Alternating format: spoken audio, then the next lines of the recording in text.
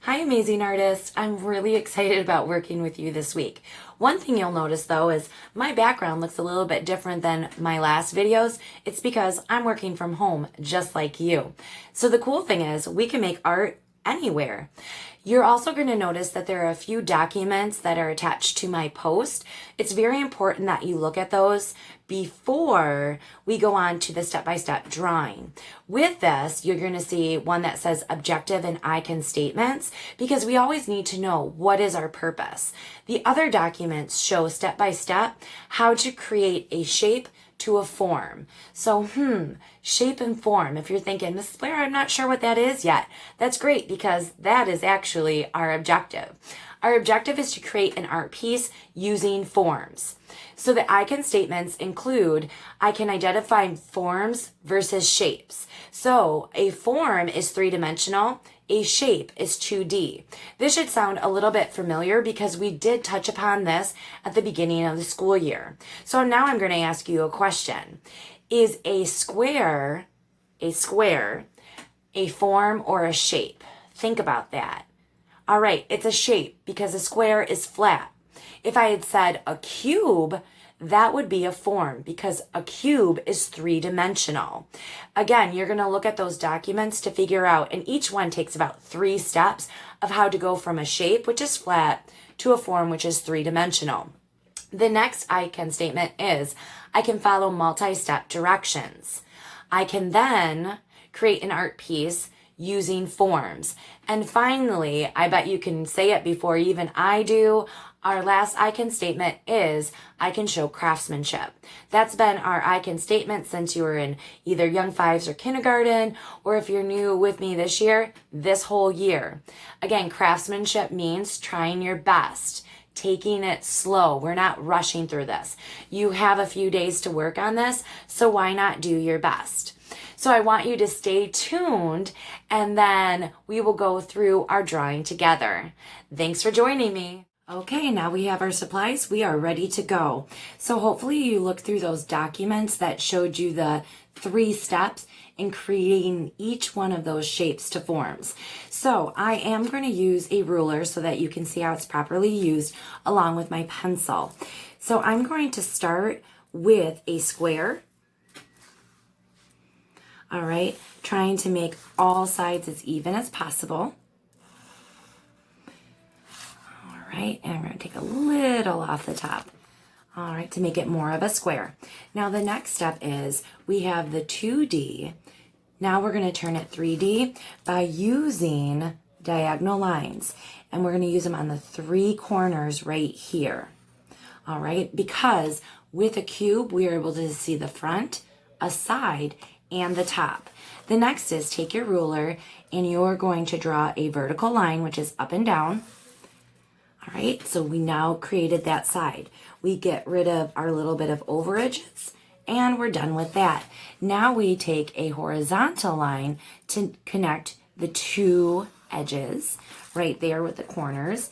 And look at it, easy peasy. We just went from a shape to now a form. Let's move on to another one. How about if we make a pyramid? So I'm going to take and draw a triangle. Again, using my ruler for that straight edge. If you don't have a ruler, you can use a book, you can use an envelope, anything that has a straight edge to it. All right, and now with a pyramid, we're able to only see the front and the side. So I'm now going to take a diagonal line, draw it about 2/3 of the way down, and stop. I'm going to make a slight diagonal line to connect it. And now we have our pyramid.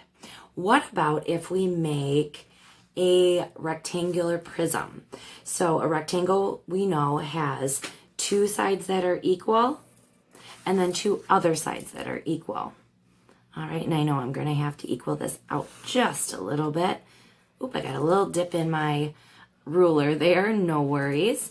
And I take this and make a horizontal line and again connect it. Who remembers the next step? Yep, what you're going to do is you're going to take 3 diagonal lines right here. And then we're going to take that vertical line and go down. get rid of the little bit extra. Now we're going to make our horizontal line that goes straight across this way. Basically, for all of these shapes, you're just repeating those 3 steps. You start with your shape, you add your diagonal lines, and then you connect them with horizontal and vertical lines to go to a form. Let's make right here, how about up here, let's make a cylinder. All right, and I noticed when I was making the cylinder, it actually reminds me of a roll of paper towel. So I take 2 parallel lines, that means they're lines that are never gonna cross. And for the bottom, all I need to do is make a happy face, curve that up, because the cylinder, you have the illusion that you can go around and around. So for this, we're gonna make that same smiley face and then a little sad face. All right, so now we have a cylinder. Think of a can of soup or a can of anything. That's what a cylinder is. The next step is, I think I'm gonna add one more shape here just so that it kind of balances out my paper. And I am going to make a cone. All right, so all I'm gonna do is a V upside down, and then I just need to make a happy face. All right, because again, with a cone, you have the illusion that you can go around and around and around it. Now I'm gonna connect all of these with a string. Not a real string, but a drawn string. Oh, my goodness gracious, I couldn't say it, string. So I'm gonna take a line and loop it here. I'm going to make a circle so it looks like it's actually going into the box, and then a spot where it can come out. Then I'm going to have it swing over to our cylinder. Oop, I have a little extra line right there. And I'm going to imagine the string is going up it, and then I make a circle right here to have it come out. See, doesn't it look like a roll of paper towel?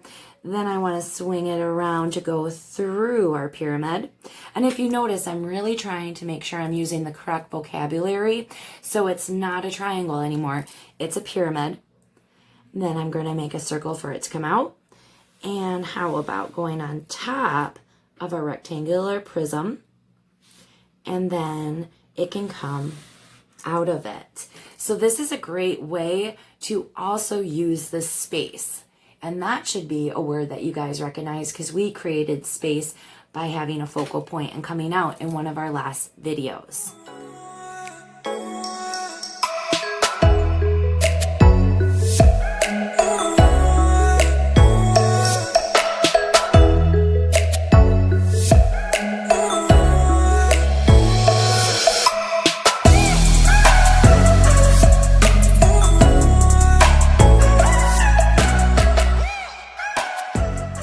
Okay, and now I'm done.